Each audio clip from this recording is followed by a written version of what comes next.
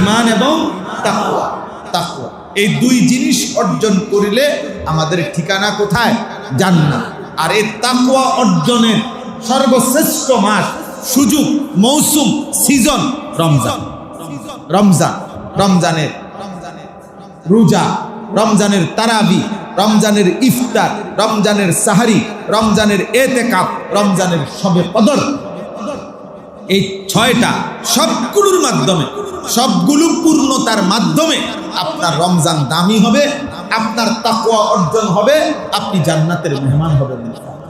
এই জন্য একটা জিনিস মনে রাখবেন, রোজা আলহামদুলিল্লাহ সবাই পালন করে মোটামুটি, তারাবি আলহামদুলিল্লাহ অধিকাংশ মুসলমান পালন করে, আদায় করে, ইফতার আদায় করে, সাহারি আদায় করে, শবে কদরের আশায় বেজর রাত্রিতে কাঁদে, দোয়া কান্নাকাটি করে। কিন্তু দুর্ভাগ্য হলো রমজানের পূর্ণতার জন্য কোরআন শরীফে সূরা বাকারার 183 নম্বর আয়াত থেকে 187 নম্বর আয়াত পর্যন্ত মোট 5টা আয়াতে আল্লাহ রমজানের উপরে বিস্তারিত আলোচনা করেছেন।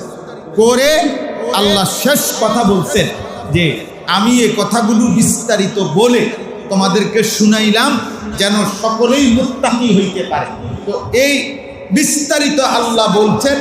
আর সর্বশেষ যেই মাসআলা, যেই আমলের কথা আল্লাহ রমজান উপলক্ষে কোরআনে শেষ যেটা বলছেন সেটা হলো ইতিকাফ।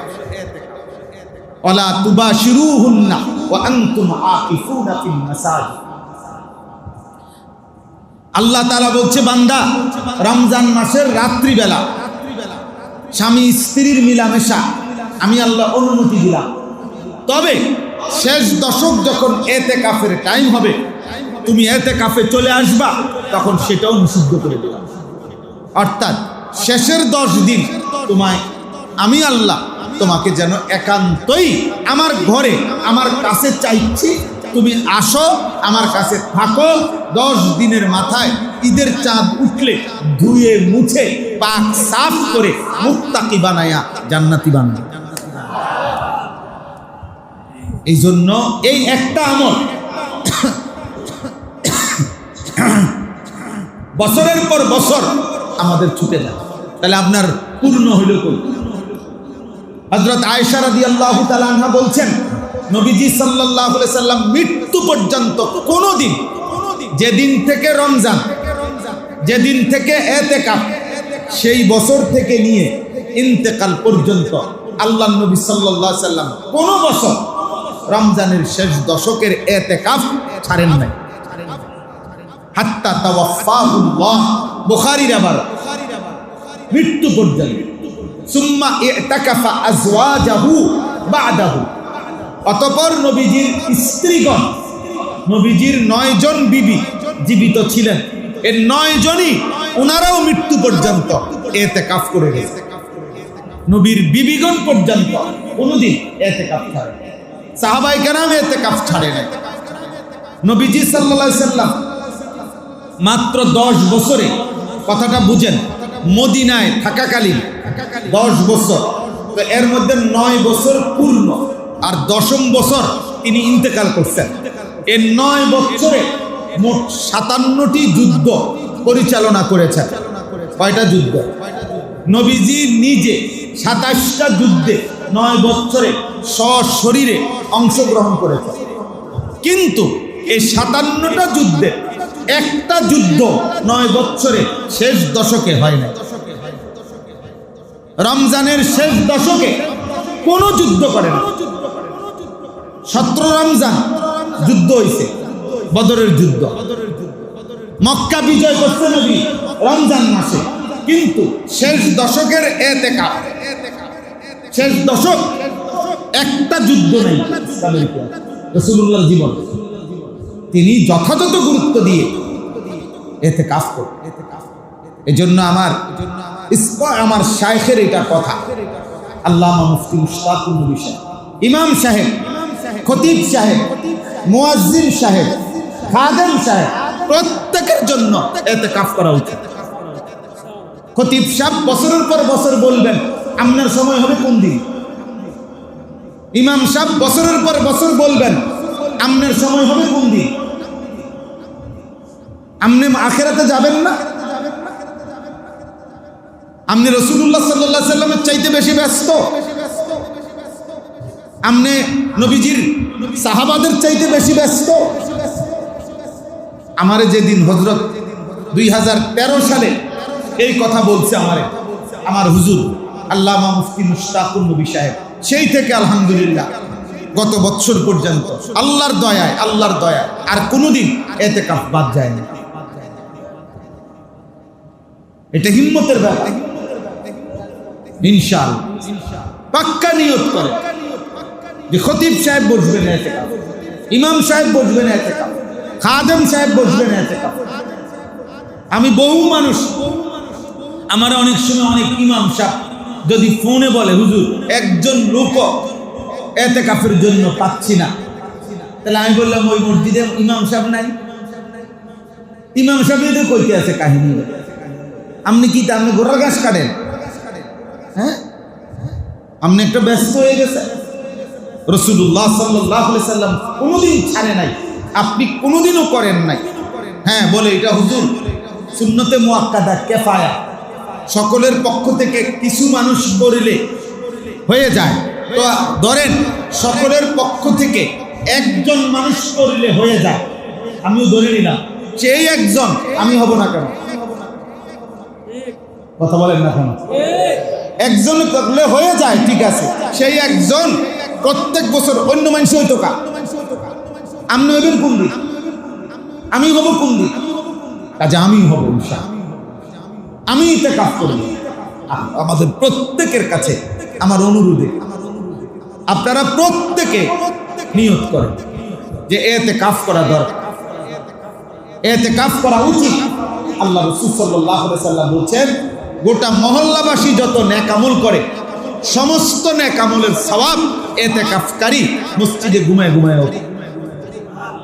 শবে কদর শেষ 10 রাত্রে, বেজর রাত্রিতে শবে কদর আল্লাহ যখন দেয়, জেন দিয়েই দো, রাতে 2টা বাজে হোক আর সন্ধ্যায় দো, আল্লাহ শবে কদরের মর্যাদা ফজিলত যেই রাত্রে যেই সময়ে দেখ না কেন, যখনই দেন আল্লাহর কাছে যখনই দেন, এটা নিশ্চিত ইতিকাফ যে ব্যক্তি করে মসজিদে ওরে না দিয়া কোনো সিস্টেমে নেই। 21 তারিখ হোক, 23 তারিখ হোক, 25 তারিখ হোক, 27 তারিখ হোক, 29 তারিখ হোক, সন্ধ্যা রাত্রে হোক, মাঝরাইতে হোক, শেষ রাইতে হোক, আল্লাহ শবে কদরের মর্যাদা মনে করেন এখন দিতেছে। এই সময় যে টাইমে দাও ইতিকাফকারী তো মসজিদে আছে। আল্লাহ কাছে সেজন্য বলে বান্দা আমারে না দিয়া আপনি যাইবেন কই? আল্লাহ বলবে আমি বলছি তোমারে দিতাম না, তোমারে রেখে টানছি। আল্লাহ আমাদেরকে তৌফিক দান করে। এটা দরকার, এটা দরকার। জওয়ান ছেলেরা ইতিকাফে বসা উচিত, মাঝবয়সীরা ইতিকাফে বসা উচিত। আল্লাহ আমাদেরকে তৌফিক দান করে। আমি তো মাস্টারকে বলছি কালকে রাত্রে, অনেকক্ষণ ধমকাধমকি করছি, বলছি যে আলহামদুলিল্লাহ এখানে ইতিকাফ করে।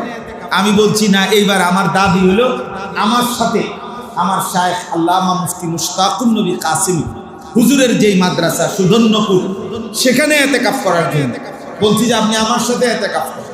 আমরা আলহামদুলিল্লাহ কমপক্ষে 1100 থেকে 1200 লোক একসাথে ইতিকাফ করে।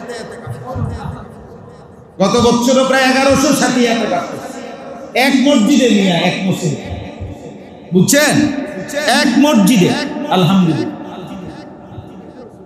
হ্যাঁ, কমপক্ষে 50 জন মানুষ এমন আছে যারা কান্দা বলছে আমার হুজুর একটা সিটের ব্যবস্থা করে দেন। নাই, কোনো সিট নাই, সিঁড়ির তলে দিয়ে যে একটু জায়গা আছে ওইখানেও 4-5 জন মানুষ থাকে। ওই সিঁড়ির তলে দিয়ে কিন্তু জায়গা থাকে না, ওইটার মধ্যেও মানুষ থাকে। 5 তলা মসজিদ, ভরপুর মসজিদ। আলহামদুলিল্লাহ, আপনাদের দাওয়াত রইল একদিন গিয়ে দেখে আসবেন। আল্লাহ তাআলা আমাদেরকে তৌফিক দান করেন।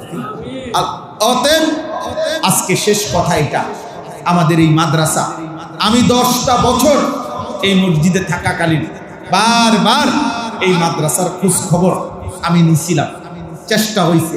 বিভিন্ন পারিপার্শ্বিকতা ছিল, প্রতিকূলতা ছিল, অনেকবারই উদ্যোগ নিয়ে এই মাদ্রাসাটা সুন্দরভাবে চালু করা যায় না। আলহামদুলিল্লাহ আজকে আইসা এটা অনেক খুশি লাগলো যে ছেলেদেরকে দেখলাম, হাফেজ সাহেবকে দেখলাম, মাদ্রাসাটা চালু হয়েছে। বলেন আলহামদুলিল্লাহ, বলেন আলহামদুলিল্লাহ। দেখেন একটা কথা মনে রাখবেন, শুধু আল্লাহর কোরআন যেখানেই তেলাওয়াত হয় ওই জায়গা, ওই পরিবেশ, ওই মহল্লা নিশ্চিত দামি হয়ে যায়। আমার শায়েখ আল্লামা মুফতি মুশতাকুর নবী সাহেব হুজুর সবসময় বলে, মাদ্রাসা কোরআনের ঘর যেখানে, সেটা হলো গোটা মহল্লাবাসীর জন্য পাওয়ার হাউস। পাওয়ার হাউস মানে কি? অর্থাৎ বিদ্যুতের স্টেশন, যেখান থেকে সর্বত্র বিদ্যুৎ সরবরাহ হয়। মাদ্রাসা থাকলে ওই মাদ্রাসার থেকে আপনাদের ঘরে ঘরে আল্লাহর কোরআন, আল্লাহর দ্বীন শরীয়ত আখিরাতের কথা সরবরাহ হয়। আজকে আমরা মনে করেন আপনাদের কাছে কিছু কথা বলছি এখন, তো এটা আমরা মাদ্রাসায় কোনো না কোনো মাদ্রাসায় পড়ছি, তো ওই মাদ্রাসার বরকতে পড়ছি। আমরা মাদ্রাসায় পড়াকালীন কত মানুষ টাকা দিছে, দান করছে, যাকাত দিছে, সাদকাতুল ফিতর দিছে, হাদিয়া দিছে, ইট বালু সিমেন্টের মধ্যে অংশগ্রহণ করছে। আমার 12 বছর আমি যেখানে যেখানে পড়ছি, তো ওই সব মাদ্রাসায় হাজারো মানুষের সহযোগিতা ছিল কিনা বলেন? তো মনে রাখবেন, নিঃসন্দেহে আমার এই বলার দ্বারা, আমার কোনো আমলের দ্বারা যদি কোনো সওয়াব হয়, তো ওনারা সকলেই ওনাদের আমল নামায় সে সওয়াব পাইবে। কারণ আমার এই বেড়ে ওঠার পিছনে ওনাদের অবদান আছে। আমার হুজুর আল্লামা মুফতি মুশতাকুর নবী সাহেব হুজুর বলে অনেক সময় দোয়ার মধ্যে, আমি অনেক শুনছি যে আল্লাহ আমার শরীরের রক্তের একটা একটা ফোঁটার মধ্যে যত মানুষের দান আছে, যত মানুষের সহযোগিতা আছে, ভালোবাসা আছে, আল্লাহ আপনি সকলকে উত্তম বিনিময় দান করেন। এই জন্য মাদ্রাসায় দান করা, সহযোগিতা করা এটা অনেক বড় নেক, অনেক বড় নেক, অনেক বড় নেক, অনেক বড়। আপনাদের কাছে আমার আবদার, 1 নাম্বার যে আপনারা আপনাদের এই মাদ্রাসাটা সবাই আলহামদুলিল্লাহ এই মাসেও রমজান উপলক্ষে আপনারা যে দান করেন, সাদাকা করেন, যাকাতের টাকা দেন, তো এর মধ্যে থেকে একটা অংশ অবশ্যই এই মাদ্রাসার মধ্যে দেবেন। বলেন ইনশাআল্লাহ, সবাই বলেন ইনশাআল্লাহ, সবাই বলেন ইনশাআল্লাহ।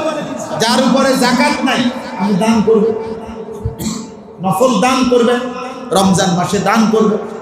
আপনি 1000 টাকা দিবেন, 500 টাকা দিবেন, 10,000 টাকা দিবেন, 5,000 টাকা দিবেন, আল্লাহ এতে বরকত দেয় ইনশাআল্লাহ। রমজান মাস আমরা আলহামদুলিল্লাহ সবাই গুরুত্বের সাথে কম বেশি অন্যান্য সময়ের চাইতে ইবাদত আমল একটু বেশি করে থাকি। এটা একটা রমজানের বৈশিষ্ট্য, রমজানের একটা বিশেষত্ব। রমজানের আবহাওয়া, রমজানের পরিবেশ মনে হয় যেন ইবাদত আমলের জন্য খুব অনুকূল, আল্লাহরই কুদরত। রমজানের চাঁদ উঠলেই মনে হয় যেন ভিন্ন বাতাস, ভিন্ন আবহাওয়া পৃথিবীতে শুরু হয়। ফলে একেবারে পাষাণদিল মানুষ, গাফেল মানুষ, তারাও ইবাদত আমলের দিকে ঝুঁকে, মানসিকতা বাড়ে। এই জন্য আল্লাহ তাআলা রমজানকে আলাদাভাবেই ইবাদত আমলের জন্যই সাজাইছে এবং নিজের হাতে সাজাইছে। 11 মাসের চলমান যে আমল, আল্লাহর ইবাদত সারা বছরের, সেগুলো তো আছেই, তো অতিরিক্ত স্পেশালি আরো 6টি বিশেষ আমল দ্বারা আল্লাহ তাআলা রমজানকে বিশেষভাবে সাজিয়েছে। 1 নাম্বার হলো পূর্ণ 1 মাস রোজা, 2 নাম্বার হলো পূর্ণ 1 মাস তারাবি, 3 নাম্বার হলো পূর্ণ 1 মাস ইফতার, 4 নাম্বার হলো পূর্ণ 1 মাস সাহারি, মানে ভোর রাত্রে যে খাবার খায় সাহারি, এটাও ইবাদত। 5 নাম্বার হলো শেষ 10 দিন, মানে শেষ দশক এতেকাফ। 6 নাম্বার হলো শেষ দশকের বেজর রাত্রিগুলোতে শবে কদরের তালাশ, শবে কদরের আশায় ইবাদত। এই কয়টা হইল? ছয়টা। এই ছয়টা নতুন আমল। গত 11 মাসে যে ইবাদত, 5 ওয়াক্ত নামাজ, জুমার নামাজ, তাহাজ্জুদ নামাজ, মাগরিবের পরে আওয়াবিন নামাজ, সকালবেলার এশরাকের নামাজ, এরপরে গত 11 মাসের জিকির, কোরআনুল কারীমের তেলাওয়াত, দান, সাদাকা, আল্লাহর রাস্তায় খরচ করা, যাবতীয় গুনাহ থেকে বাঁচা, এগুলো তো আপন জায়গায় বহাল আছে। মানে এগুলোর হুকুম তো কি যেমনে আছে, এটা আছেই, এখনো আছে। আর অতিরিক্ত এই 6টি আমল দিয়ে আল্লাহ তাআলা ইবাদত এর মাধ্যমে রমজানকে সাজাইছে।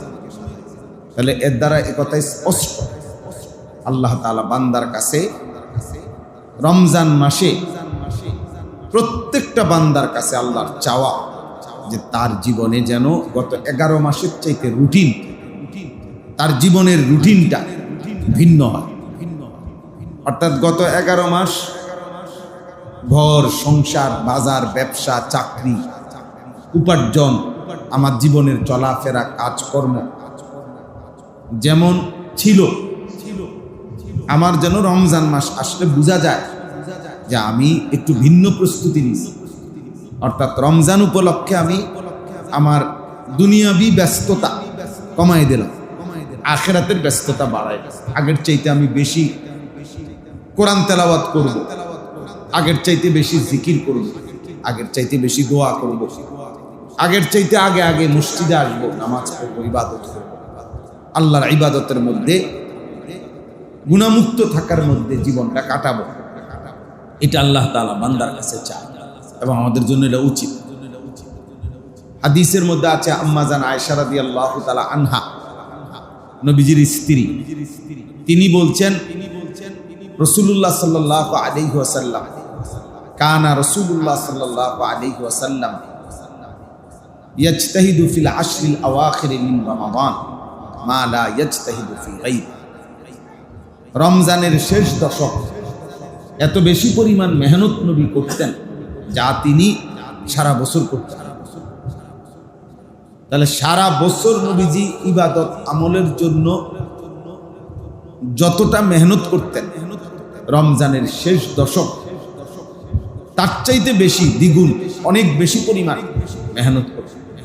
এক কথা মানে সব কিছুর ক্ষেত্রে, ইবাদত, নামাজ, জিকির, তেলাওয়াত, রোজা, তারাবি, সব কিছুর ক্ষেত্রে আল্লাহর নবী সাল্লাল্লাহু আলাইহি ওয়াসাল্লাম ইবাদত আমলের মাত্রা বাড়াইতেন, প্রচন্ডভাবে বাড়াইতেন। রমজানের চাঁদ উঠবার সময় হইলে হযরত সালমান ফারসি রাদিয়াল্লাহু তাআলা আনহু থেকে বর্ণিত, নবীজি সাল্লাল্লাহু আলাইহি ওয়াসাল্লাম রমজানের একদম শুরু লগ্নে যখন চাঁদ উঠবে, শাবান মাসের শেষ দিন, লম্বা সাহাবাদের সামনে রমজানের গুরুত্বের উপরে খুতবা দিতেন, বয়ান করতেন, নসিহত করতেন এবং বলতেন, সর্বপ্রথম যে শব্দটা বলতেন নবী, যে তোমাদের মাথার উপরে কাদ আযাল্লাকুম শাহরুন আযীম, একটা মহান মাস, শ্রেষ্ঠতম মাস তোমাদের মাথার উপরে ছায়া বিস্তার করছে, অর্থাৎ আগমন করছে। এই এক কথাই বলছেন, শাহরুন আযীম। নবীজি বলছেন তোমাদের সামনে আসতেছে, আগমন করতেছে একটি শ্রেষ্ঠতম সুমহান মাস, শাহরুন আযীম। শাহরুন আযীম কোরআন কারীমের মধ্যে নির্দিষ্ট কিছু জিনিসের ক্ষেত্রে আল্লাহ